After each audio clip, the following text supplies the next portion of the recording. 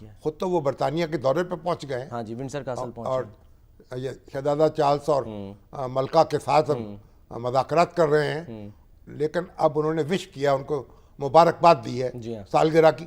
जून के बाद पहला राब्ता हुआ है। बिल्कुल। तो आप देखते हैं मोदी साहब भी खुश हो गए होंगे। पता नहीं केक भी को भेज देते। हाँ, वो तो फौरन जवाब भी दे देते हैं ना इस तरह के ट्वीट का। फिर मगर अब यह है कि 75 साल की उम्र, वो जो आरएसएस है उसके जो रहनुमा भगवत साहब, वो आरएसएस को करीब 75 साल की उम्र में बस रिटायर हो जाना चाहिए आपको, वो मिसालें भी दे रहे हैं। सियासत से भी और हुकूमत से भी। अच्छा। आप देखते हैं वो खुद भी 75 साल के हो रहे हैं, उनको भी छोड़ना पड़ेगी गद्दी।